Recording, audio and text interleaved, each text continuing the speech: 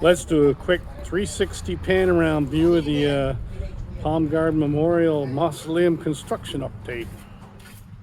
There's the mausoleum. Construction still going on.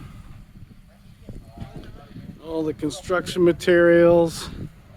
They're getting ready for All Saints Day in a few days. November 1st holiday. So you can see over there all the little flags, banners, and shiny things.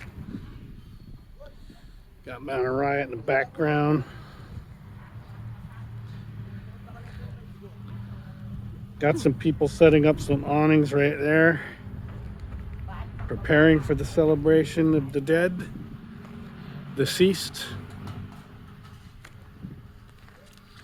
Kevin and Juvie, Red Living Philippines. Thumbs up, thumbs down, leave a comment, subscribe. Have a wonderful day.